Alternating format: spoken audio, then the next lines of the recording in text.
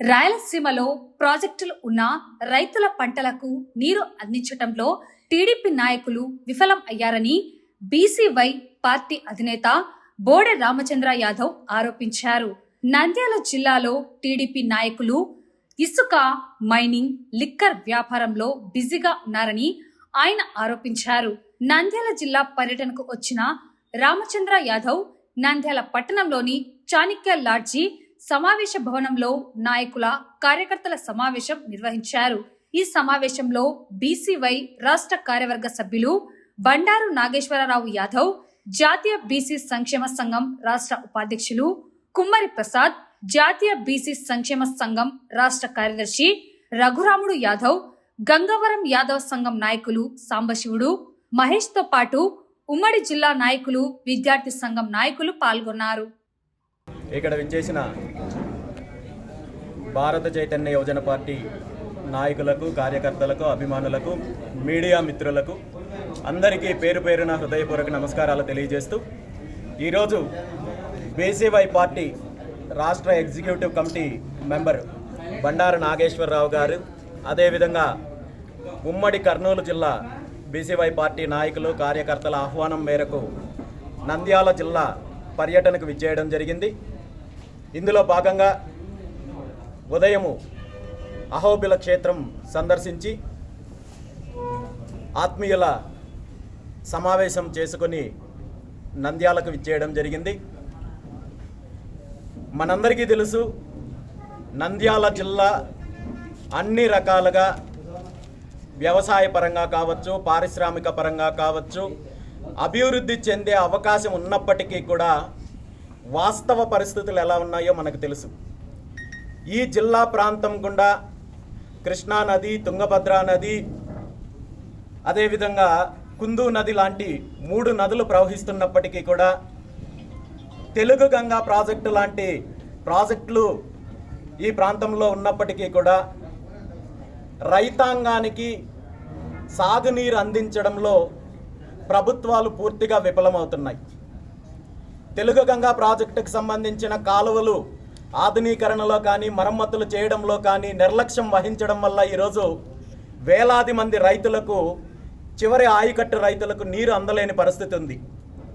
అదేవిధంగా శ్రీశైలం జలాశయం ఈ ప్రాంతంలో ఉన్నప్పటికీ కూడా ఈ ప్రాంత రైతులకు నీళ్లు అందించలేని పరిస్థితుల్లో ఉంది.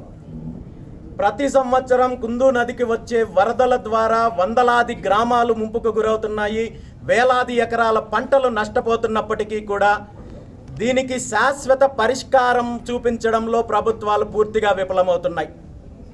అదేవిధంగా ఓర్వకల్లు లాంటి ప్రాంతంలో పారిశ్రామిక అభివృద్ధి చేయడానికి పూర్తి అనుకూలతలు ఉన్నప్పటికీ కూడా గత ఆర్థిక సంవత్సరంలో కేంద్ర ప్రభుత్వము ఇక్కడ కారిడార్లను ప్రకటించినప్పటికీ కూడా ఆ దిశగా అభివృద్ధి చేయడంలో రాష్ట్ర ప్రభుత్వం పూర్తిగా విఫలమయ్యి వేలాది మందికి ఉద్యోగ అవకాశాలు కల్పించే అవకాశం ఉన్నప్పటికీ కూడా ప్రభుత్వం ఆ దిశగా ముందడుగు వేయడం లేదు.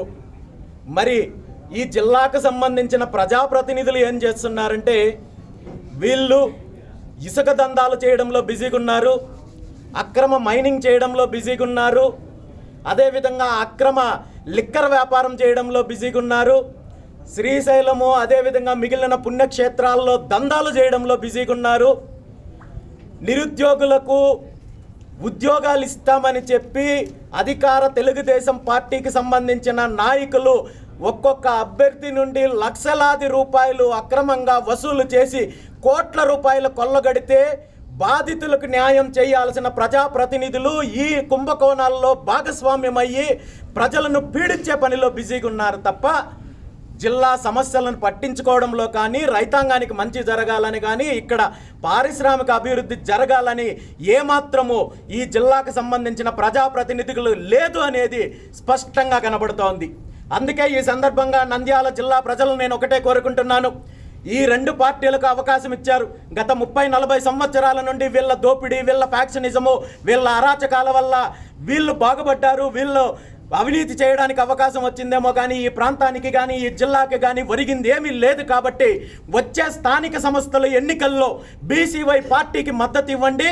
ఖచ్చితంగా ప్రభుత్వం మెడలు వంచి ఖచ్చితంగా ఏవైతే సమస్యలు ఉన్నాయో రైతాంగానికి సంబంధించిన సమస్యలు కావచ్చు, యువతకు సంబంధించిన సమస్యలు కావచ్చు, పూర్తిగా ప్రభుత్వం మీద పోరాటం చేసే అవకాశం బీసీవై పార్టీకి కల్పించాలని చెప్పి ఈ సందర్భంగా ఈ జిల్లా ప్రజలను కోరుకుంటూ భవిష్యత్తులో నంద్యాల జిల్లాలో బీసీవై పార్టీని పూర్తి స్థాయిలో బలోపేతం చేసి ప్రత్యామ్నాయ రాజకీయ శక్తిగా ఎదగడానికి గ్రామ గ్రామంలో బీసీవై పార్టీ జెండాని తీసుకెళ్లి బీసీవై పార్టీ సిద్ధాంతాల ఆశయాలను ప్రజల్లోకి తీసుకెళ్లి ఖచ్చితంగా ఈ రెండు దోపిడీ పార్టీలకు బుద్ధి చెప్పే దిశగా బీసీవై పార్టీ ప్రయాణం ఉంటుందని చెప్పి ఈ సందర్భంగా తెలియజేస్తూ ఈరోజు ఈ అవకాశం కల్పించిన పెద్దలందరికీ కూడా ధన్యవాదాలు తెలియజేస్తున్నాను. Thank you.